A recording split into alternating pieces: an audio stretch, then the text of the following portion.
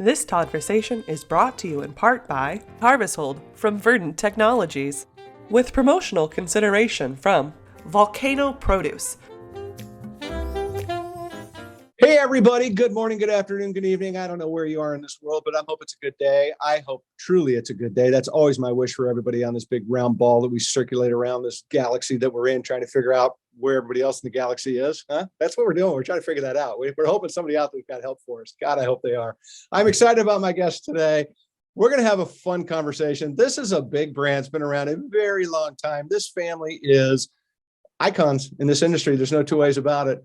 And Generation 4's in. I got Generation 4 in here because that's going to be the more fun generation. I don't want Matthew. He's too damn stubby.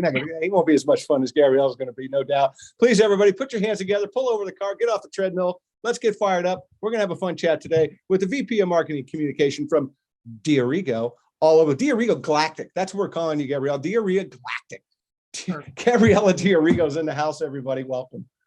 Thank you. Thanks for having me. I'm honored. This is great. I'm super excited to have you. Your brand is amazing.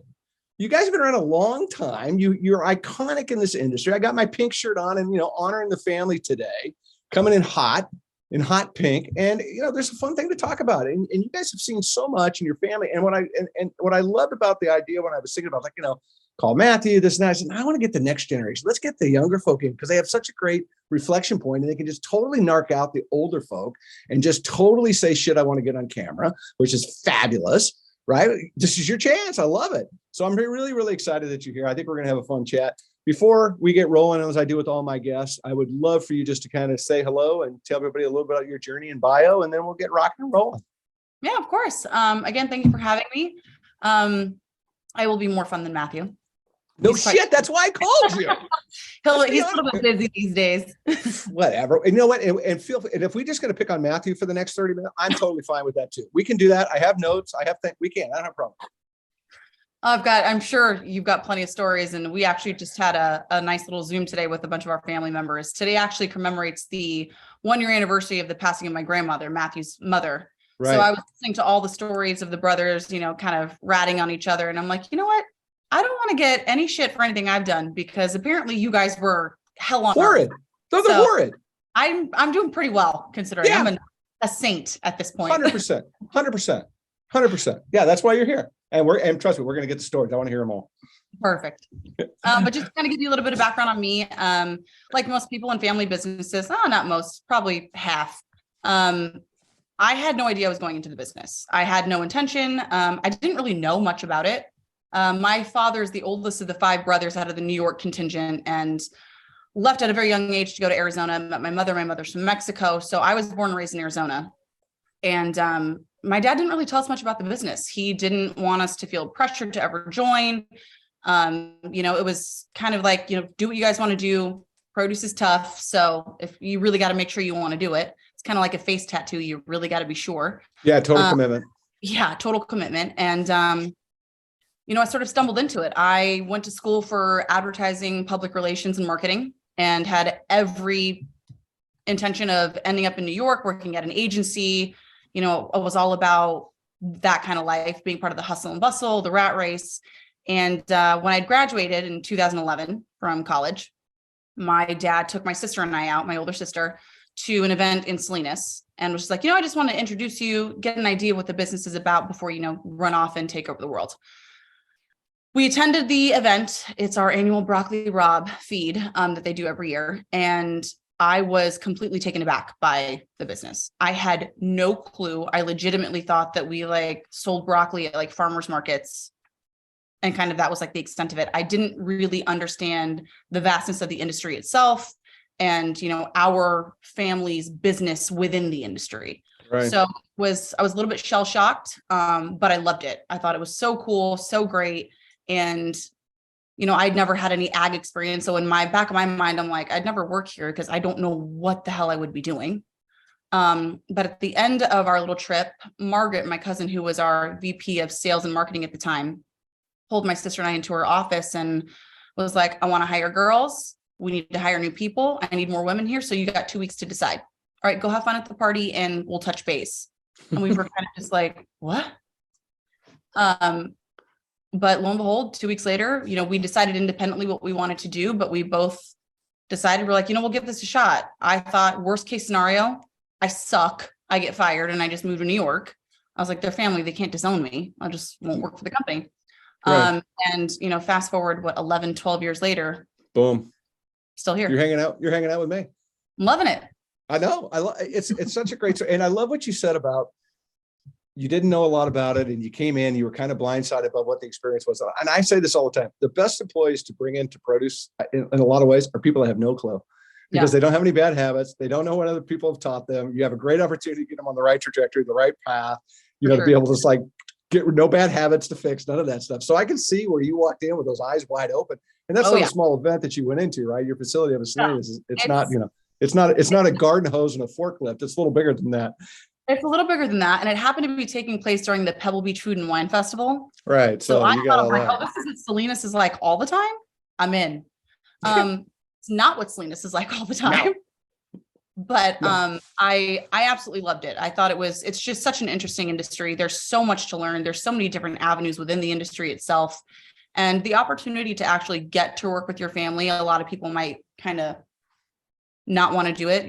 It's very common to family businesses fall apart because people can't get along, but not because it's my family, but we do a great job of keeping it like family first, respect each other, love each other. And, the rest of it will fall into place. And that's been something that's been passed down from generation to generation, those values of, stay tight first, love each other first. I think honestly, that's what's been making us so successful, is that even when something really bad happens, we can blow up at each other at the office, have huge fights, but an hour later, we're like, we'll see you at dinner. Yeah. And that's it. Yeah, no. And you're absolutely right. It's a very tough dynamic to be in a family business. There's no two ways about it, but the family business to thrive under the exact circumstance you're talking about. Love first, family first. Don't let all this go. Keep it tight, keep it real. Don't let all the outside influences of everybody else start to mess things up, or at least hear opinions, hear what it is, get the right people in the room and tackle these issues. And the business thrives because you all start in, because the key word in all of that is love, right? When you build a business around love, it's very powerful.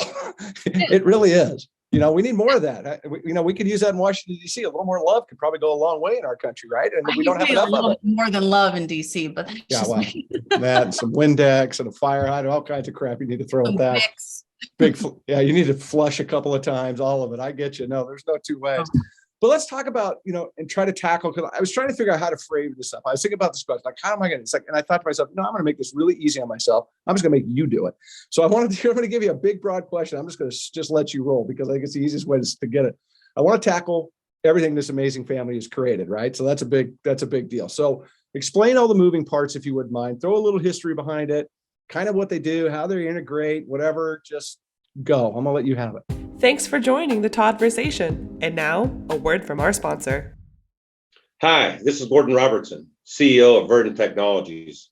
Thank you for listening to Todd-versations. Our innovative post-harvest solution, Harvest Hold Fresh, is a game changer in delivering longer-lasting produce from crop to cart. Our patent technology slows the clock, extending the shelf life of fruits and vegetables, helping to preserve them at their peak. By simply inserting a sheet of Harvest Hold Fresh into packaging after harvest, our solution works to significantly reduce waste, deliver return on investment, and offer robust sustainability benefits in the perishable produce supply chain. That's a winning proposition for the grower, the shipper, the retailer, the consumer, and our planet. Contact us today and let us help you change your fresh future with this one-sheet wonder. Harvest Hold Fresh from Verdant Technologies.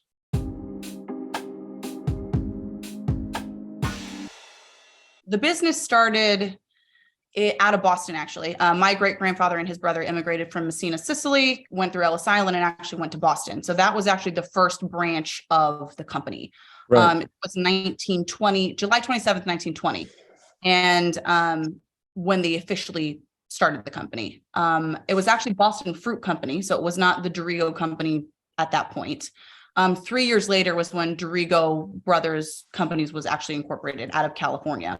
So 1923, that's the date that we used for our 100th anniversary. Right. So actually had the company and business and family name. 1948, New York rolled around. So New York's the youngest out of the three companies. And New York and Boston are wholesalers through and through. California is our growing arm. We're all sister companies. So we're all separate financial entities that all work together under the Dorigo Company's umbrella. Right. Definitely a unique position within the industry. I don't know many other companies that have that. Mm-hmm. And it's a huge advantage. We all work together. We buy from each other. We sell to each other. And, we've got the boots on the ground on the farming side. So we know exactly what's happening. Oftentimes before a lot of our competitors in our regions do, which is extremely helpful. But we are 4 generations deep now. I'm one of 6 fourth generation in New York. I've got a cousin Sam in Boston. My sister's in California. So, we're kind of trying to fill in the gaps where there was a little bit of a bigger gap between 3rd and 4th generation than there was between the 2nd and 3rd. But it's been a lot of fun. It's a very extensive history. We brought broccoli to this country. We introduced the broccoli rabe to this country. That's sort of what we like to hang our hat on. In 1927, we were the first branded vegetable in this country with Andy Boy. We were one of the first companies to ever ship product on refrigerated, rail cars. There's been a lot of significant milestones. We've been an answer to a Jeopardy question, which was pretty cool. I just recently found that out a couple years ago. Can't find the footage though, which is great. But there's a nerd in this country that has that footage. I think it's hidden somewhere. Someone's got to have it. There's no way. Like, I need that tape. Somebody has every Jeopardy episode on VHS in their house. I guarantee it. Probably. Yeah, probably. And their cats probably sleep on like half of them. Sure. So if anybody who sees this, if you happen to have a copy, let me know. Yeah. All right. We'll put a call out there. But it's an extensive history. My grandfather started our New York branch, with, I think it was like $100,000 he was given, which back in the day was a huge amount of money.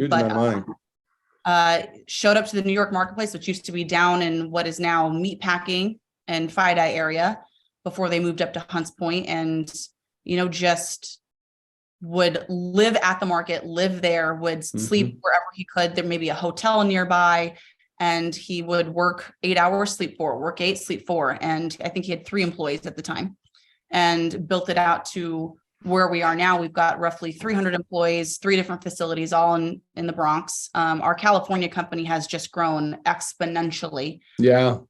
From where they were. And it's a beautiful facility, state of the art. My cousin John, at the helm of that, running that, and he's done a fantastic job. He really took over for the company in 1991, I believe, and really brought it to the next level. My technically second cousin, Peter, but we call him my uncle, in Boston, has been, steadily running it, the Boston contingent for a long time, and his father ran it before him. And, we've been extremely fortunate that we have been able to find success. There's some luck in there for sure, but for sure, a lot of really hard work, blood, sweat, and tears. Let me tell you, we hear the stories, and, we're kind of feeling some of the blood, sweat, and tears in this 4th generation, hitting in the past couple of years. So we're going to talk about that. Yeah, it's been interesting. Well, there's no doubt. Well, look, bottom line, your family, I say this all, it's like building a ladder. That first rung of your ladder was incredibly strong, right? Love, commitment, hard work, ethics, sleeping on a pallet, whatever the case may be. And it passed itself down, and it starts to become a part of your DNA. It just starts to become a part of your family culture that to some people may not, completely the opposite of what's in their family culture, but to yours, it's what it is. And you talked very candidly about the fact that it's love first, right? And that's incredibly powerful. And that's how you end up being in a 4th generation. 4th generation businesses are not very common in this country today or anywhere. It's pretty rare. And, you're also an interesting part of your generation is, your generation as well, is because the generation that, Matthew's generation has the ability to look back, right? And have that learning and that discipline and remember when this situation came. And now, he's got you guys looking forward and bringing the new world, as we like to sometimes say, that's coming, right? But it's the truth, right? AI, all this other crap you want to talk about. So it's a really unique place where you guys are at. You're almost like a sail in some ways, where you're able to just keep that boat running really hard, but you're able to move as well with that wind. And I think it's incredibly powerful. You touched on a little bit from a longevity standpoint. I can't be remiss in not bringing this up. I mean, you got a couple big, momentous anniversaries coming up. 100 years of Andy Boy, right? That's, come on, 100 years, but screw the generation, 100 years. That's pretty impressive. And then 75 years in New York, right? Yeah. Which is also incredibly impressive. So give you kind of what does everybody think about these milestones, right? Because it's certainly, from your perspective, it's like, obviously super, super cool. But then you go to that other the older generations, they got to be thinking it's kind of cool as well. Absolutely. It's extremely exciting. We're obviously extremely proud of it. And, I almost sense that there's sort of a sigh of relief at times, just because there have been some really, really difficult times with all three of the companies, hitting different points of, are we going to make it this year? Are we going to do it? Salinas had a huge flood in like 92. And, there was a point where they were worried that the company was going to, go belly up, and, right. Overcoming those obstacles and really, facing everything head on, even when you didn't want to, and you were scared out of your mind, and you're not really sure sometimes if the decision that you're making is the right one, and you just kind of have to go with your gut. I think there's definitely a sigh of relief in most part that we made it to this milestone, which is, but extremely proud. And, the one thing that we all keep just saying is, we got to be so grateful and so fortunate that we are allowed to be in this position because of the hard work that our predecessors put into the business. And, we can't forget that. It's when we first came on into the business, myself and my cousins, we're going to do this, we're going to do this. We've got all these plans. And it really is, you have to look at the traditions that have worked through. This entire business is incredibly cyclical, and, things that are happening now have happened in the past in some way, shape, or form. And you kind of got to be able to, having that opportunity to speak to my uncles, to speak to my dad, to speak to John, to speak to Andy himself, who's 99 years old. How do you handle this? I know it was a completely different time, but for the most part, it's how strong were you? How resilient were you? How did you get to that point? And that's really what kind of pushes us forward, knowing that they've been able to get through something that was significant in their time and they muscled through it. It empowers us to think like, we can do this. There are plenty of times, especially during COVID, we were like, I don't know about this. Like, how are we going to get through this? But being able to sort of lean into our predecessors and those relationships and having their words of encouragement and, reassurance that like, we're going to be able to do this. It's happened before, we can do it again. And that's a huge benefit that, maybe some other companies don't have. 100%. Well, look, you're generational superheroes. That's what you turn into, right? You start to get tougher and tougher as the generations go, because to your exact point, you've lived through, famine, flood, and fire, right? And everybody has a perspective on these issues. And I think because of the tightness of your family and the way that your family's involved, again, that love first philosophy, it certainly allows you to have a great amount of perspective when these issues get tough, to where there's somebody, there's that calm in the storm is a good way I think to probably put it. For sure. And another thing, not only just the relationships we have interpersonally within the family, the relationships that have been built with our suppliers, with our customers for decades and generations, having those already built in is incredibly reassuring to us coming into the business. I mean, we've all been in here now for over a decade, so we're not necessarily new, but knowing that we've got people on the other side, we have partners on the other side of different segments of the business that trust us, want to work with us. We have that same trust in them. I mean, it's a lot. You have to be able to really rely and know that when you need help, people are going to be able to come through for you. And that's something that all the Drigo companies across the board want to make sure that their customers, their suppliers know that, like, even if it sounds and seems impossible, we're going to do whatever we have to do to make it work, where we're both going to make it through this. And those are, you can't replace those. No, well, and look, back in the day, when, 100 years ago, there wasn't fax machines, there wasn't contracts, there was handshakes, it was cash. It was a whole different world.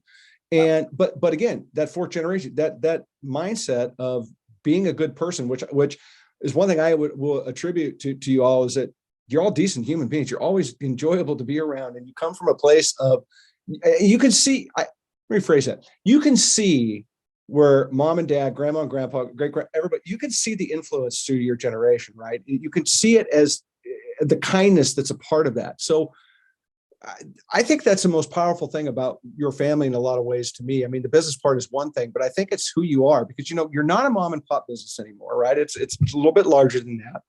You're 4 generations deep, right? The train is rolling down the tracks now. There's no, hey, slow down. It's just life is happening, right?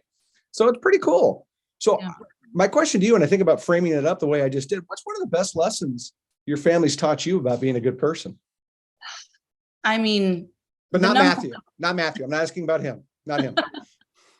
The number one thing that we hear across the board from, doesn't matter what company, it doesn't matter what individual, is, your word is your bond. We still do business on a handshake. Like there's the contract that follows now because it's protocol, but your word is your bond, and make sure that you maintain your integrity, because once you lose that, you're toast. It's all you own.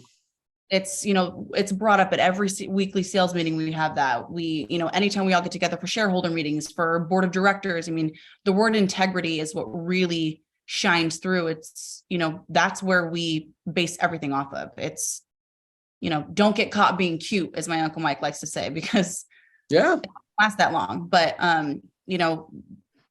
that's really the main word that comes through all the time, is just make sure that you maintain your integrity. And that's something that's I believe in all the time. I think integrity is so important. It's really the only thing a person owns, right? And to your point, once you lose it, good luck, right? I mean, granted, this country is very forgiving about things that, people do mistakes and this and that, and they lose that integrity. But at the end of the day, it's a tough thing for any individual to live with once you recognize you screwed that up. Let's flip it over to like some of the best business advice you've gotten, because now that's got to be kind of fun, because you got, grandpa's got a few words to say, and great grandpa's running around. I mean, come on, drop me a nugget there. I mean, it's definitely been, work hard.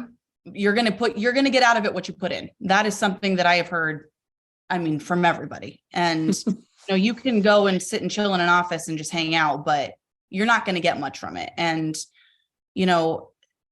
our sole job as produce industry individuals, farmers and distributors, is to feed people. And if you're not doing that, you're not doing your job. And there's a lot that kind of falls under that feeding people. It's, feeding them food, this getting corny, but like feeding people's souls, making people feel like they're valued. You've got to feed your employees on so many different levels, from their paycheck to, the morale throughout the company, to reassurance, to, there's so much that goes into that. And when I say feed people, that's sort of what I'm talking about. You're feeding them soup to nuts, like into their soul, and sure that they feel valued to be there. And once people feel valued and feel appreciated, that's another, key ingredient, I would say, that's going to make your company more successful. If somebody wants to be there and wants to show up every day, it's completely different from not. Oh, 100%. It's tough to come across. I'm part of the generation, believe me, I know it.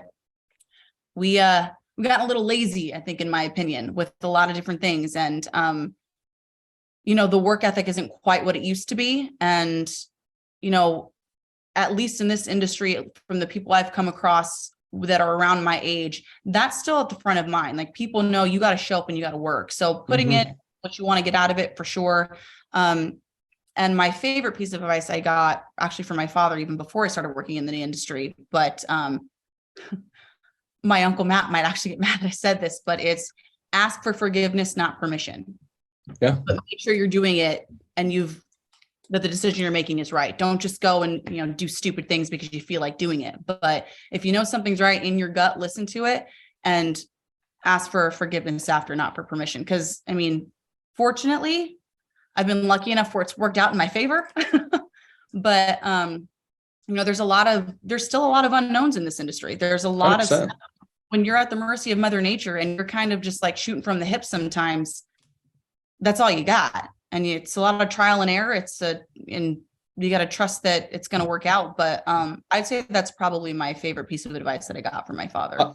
I love that. It's such great advice, because, a lot of times what stumbles up businesses is fear of the unknown, being too conservative. Oh, we can't take that risk. We shouldn't take that risk. Right. And sometimes you have to take a risk. We're all on a path and we don't necessarily know where our path is taking us. We have choices, go left, go right, go up, go down, whatever gets in front of us. And then the path changes. And to your point, sometimes you've got to take, a shot in the dark and trust yourself. But I also believe that the fact that you base a lot of integrity and it's something that's bred, right? Again, it's in your DNA, and the fact that you have the family legacy, you've got things to look at from those guiding points. I think it's great that you did. That's good advice.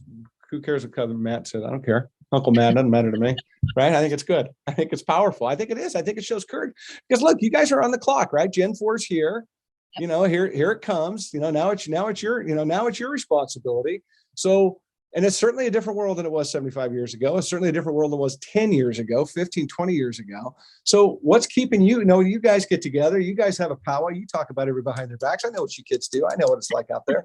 What keeps you up at night when you think about this crazy business? There's a couple things, it's now that we're coming up in the business and, sometime in the near future, we'll be at the helm of everything. It's definitely nerve-wracking. And, we kind of joke with each other. We're like, we're going to be the ones to screw it up if we screw it up. So let's not screw it up. But it's really just making sure that we're maintaining those values of, hard work, integrity, and all those things. And, making the generations before us proud. That's a huge thing. That's a little peer pressure. It's a lot. And don't get me wrong, we screw up from time to time. It happens. But, making sure that we make them proud and that we continue and build upon what they've already built. We don't want to just coast. And that's kind of something that really keeps us up. What are we going to do to take us to the next level? What's the next step in the industry? What's the next step in the business? Is it, building our own retail stores? Is it opening up restaurants? Is it, having satellite offices? Is it, expanding and having our own distribution centers? We talk about all these things amongst ourselves. A lot of the times it's pie in the sky ideas, but, how are we going to expand on the business and leave our mark? Because every generation's really left their mark. And we're kind of wondering what's going to be ours. And is it going to be significant enough to keep us going to a 5th, 6th, 7th and keep this thing, ball rolling down the road? Well, I think I like the idea of like it's ours, don't screw it up. I think that's a good place to start. And that was what my uncle It's like, you got your next, don't screw it up. Don't screw it up. Well, but again, it's great that you have those concerns, right? Because it shows that you care. It shows that you have passion. It shows that, to your point, you're just not going to come in, punch a clock and go, hey, thanks for my checks, adios. So many companies are like that. That's why some of these companies don't get out of the second generation, because the kids coming up don't give a shit.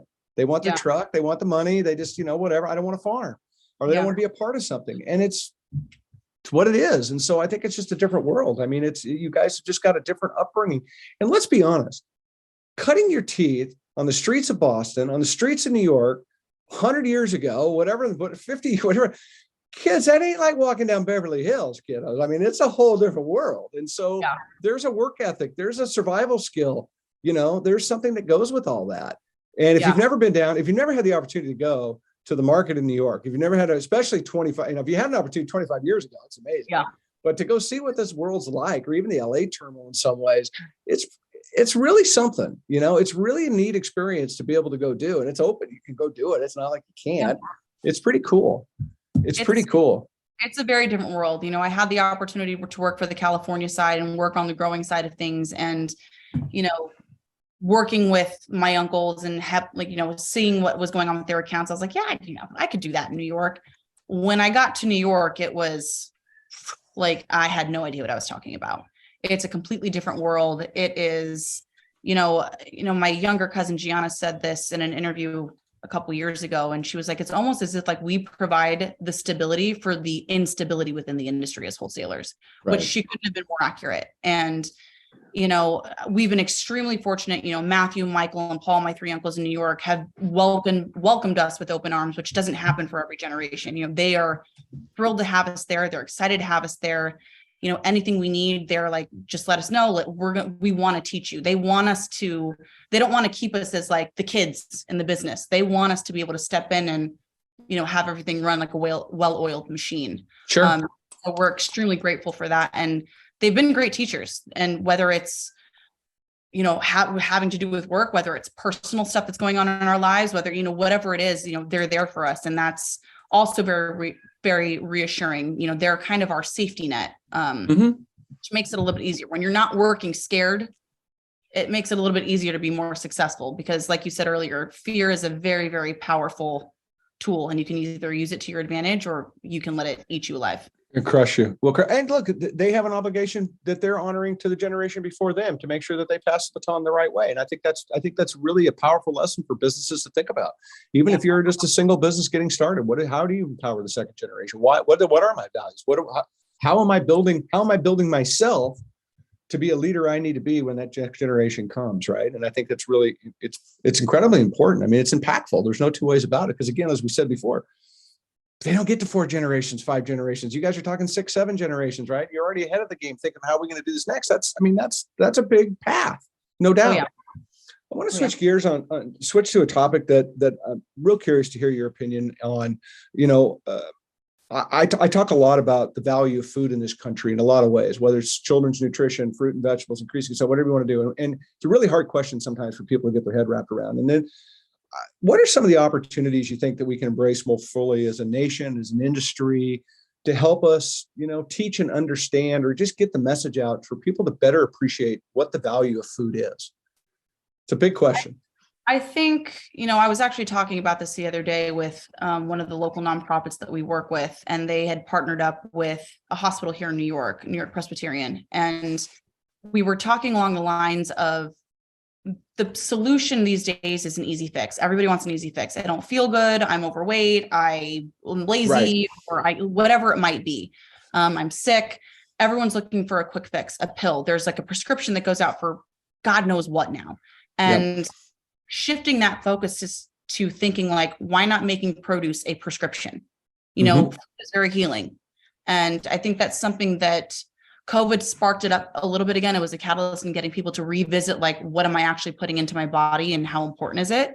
I would hope that it wouldn't take a pandemic again to have people focus that back. I think that the focus has shifted a little bit. I know that the IFPA now has been in DC and talking to senators and different representatives and, making sure that we have a seat at the table where we didn't have that as an industry before. There was no real effort, I think, and it's shame on us as an industry to make sure we had a seat at the table where all of these discussions were happening and talking about, food is health and produce and fresh this and fresh that. And we weren't even there.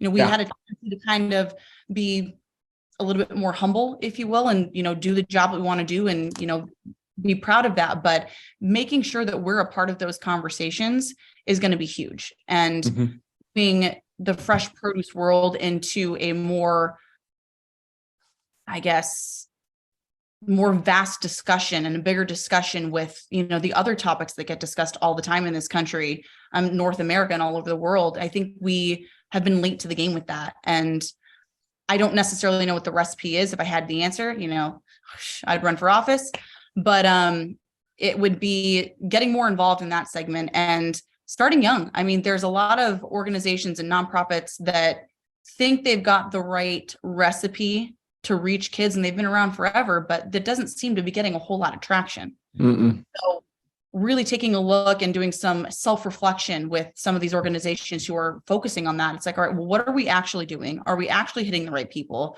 Are we not providing the right information? Like, how are we going to basically ingrain ourselves into the lives of everyday Americans to make sure that this is something that's constantly talked about? There's, especially here in New York City, in the Bronx, we have one of the most unhealthy zip codes in the country. And we've got 100%. The world's largest produce market as a hub there, which is just mind-boggling to me. But making sure that, I know marketing and social media is very new to the produce world, but that's a huge way to reach people. Everybody in their market has got a cell phone. I mean, there was a 6-year-old on the subway the other day with a smartphone, running through that thing like he invented it. And you can reach people in so many different avenues and different facets now. And we've got to sort of kind of shift and put our money where our mouth is instead of just talking about it, and actually invest into those different avenues to make sure that that information is getting disseminated to the people that we need to have hear it. Thanks for joining the Todd-versation. And now, a word from our sponsor. Hi, this is Gordon Robertson, CEO of Verdant Technologies. Thank you for listening to Todd-versations.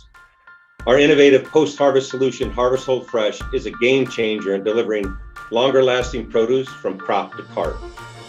Our patent technology slows the clock, extending the shelf life of fruits and vegetables, helping to preserve them at their peak. By simply inserting a sheet of Harvest Hold Fresh into packaging after harvest, our solution works to significantly reduce waste, deliver return on investment, and offer robust sustainability benefits in the perishable produce supply chain. That's a winning proposition for the grower, the shipper, the retailer, the consumer, and our planet. Contact us today and let us help you change your fresh future with this one-sheet wonder. Harvest Hold Fresh from Verdant Technologies.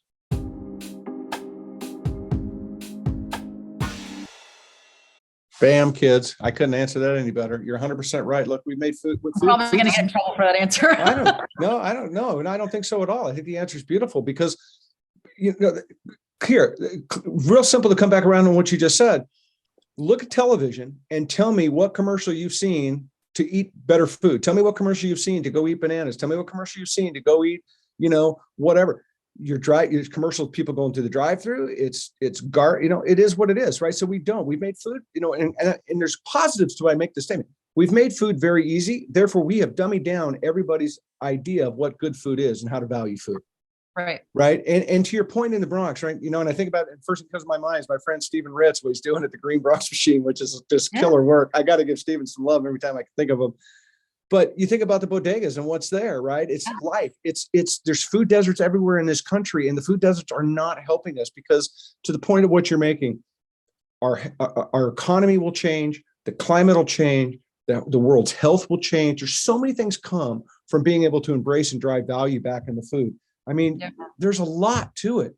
And I appreciate your answer. I think it's fantastic. And if somebody gives you shit, tell them to call me. I'll argue with them. I think it's spot on. I think it's bullshit. No, I really do, because we've made it easy, but it's to the detriment of our country that we've made it easy, right? And we're hurting the American farmers. We're not getting second generation farmers coming. There's so many debates around all this stuff. That's why I keep trying to bring this subject up. It's a hard question for people to answer. It's like, how do you value food? Yeah. People don't know how to answer that, but I think it's one we need to continue to ask ourselves. And then we need to be teaching that down to the kids, because that's the fastest way we're going to fix this rock that we're spinning on, is by working harder with these kids. It's something about your family too. You can either take the wisdom that you have and you can take it forward, right? Or you could take that wisdom and pass it back, right? Yeah. And downstream and start to work that wisdom, the things that, look, my generation is going to get this shit right. We're running out of time. We ain't going to fix all the things we thought we were going to fix 20 years ago. Be honest, we're not. Right. So why not go backwards? Why not go back and try to say, hey, these are things we need to be thinking about, kids. This is the way we should be eating. We should be looking at stuff. Powerful answer. And I love it. Thank you for sharing that. It was really cool. Yeah. You talked about giving back a little bit. And this, I know, is a big part of your family. And I can't let you out of here without talking about this. It is in your guys' DNA. It has been for a very, very long time. Right. That's why I'm wearing pink today. Right. So share a little bit, if you wouldn't mind, some of the examples about how you guys give back. And I'll let you start with that. I'm going to give you one more follow-up question to that. Go for it. Yeah, for sure. One of the ways that we started, I think back in 1999 with our California company, at least, when we had the lovely Nick Pasculi was actually our director of marketing at the time. We started the partnership with the Breast Cancer Research Foundation. Right. And, they have just all of the marketing dollars and power in the world. And so we thought, okay, if we can't do this or can't quite figure it out yet, or can't put the dollars behind it right now, let's partner with somebody who knows what they're doing. So that was kind of step one, identifying what we were lacking, where we could help, where we could receive help. And that partnership is still going very, very strong today. But outside of that, in Massachusetts, in New York, in California, there's always excess of food. Always, whether, a field went bad, it didn't quite meet grade, or we had to pack it in a second or third label, or whatever the case may be. In New York, there's a ton of excess. I mean, the produce market in New York we're bursting at the seams. We've been bursting at the seams, quite frankly, since we opened in 1967 in the Bronx. And there's an amazing amount of food that goes through there that is either rejected and it still looks good. There's nothing wrong with it. It just wasn't pretty enough to be on the retail shelf, or somebody overbought, or, a market changed and we're flush now. So for one, it helps us alleviate the space selfishly so we can make more room for stuff that's coming in. But there's just so many people. And my grandfather experienced this because he was broke when he moved here. All of the money went into the business. And it wasn't like he could whip back up to Boston real quick, go eat dinner, get some free food and come back down. He had to kind of figure out, like, what the hell am I going to do? Yeah. And he utilized a lot of these, well, what were the, the food pantries back in the day, the charity of other people to kind of help him, survive, for lack of a better term, to get through in business. And that's something that he was extremely passionate about. And my grandmother, God rest her soul as well. I mean, she was a farm girl from upstate New York. I mean, she went to Cornell and she said it was like heaven on earth because she actually had a bedroom with, that was insulated and wasn't freezing. And she knew the struggle of what it was to get food. And they both lived through the Great Depression, and they understand how difficult it is and what an impact it has on your life as a whole to not have access to food. So that was something that they, hammered in our heads. My uncles, my aunts, us, that's been passed down to us is, if you've got people in need, again, going back to what I said earlier, our sole job is to feed people. So if we've got food and there's people who need to eat, we're going to feed them, and that's just part of the business. And, if we can get people to have, it also goes back to, educating people and getting fresh fruits and vegetables. A lot of people who don't have access to fresh fruits and vegetables, their quick stop is either, what's the dollar menu at McDonald's? Like, right. Let me buy a bag of chips because it's cheap, or a Snickers bar at my local bodega because I can't afford a bagged salad or a pack of romaine hearts. They're not thinking like that. They're thinking in dollars and cents and where's my money going to go that's going to keep me, my hunger satiated for longer. And that's where a lot of that comes into play as well. It's, a multi-pronged approach, making sure people are eating, making sure they're getting nutritious food, and making sure that these people and their kids don't know what it's like to go hungry.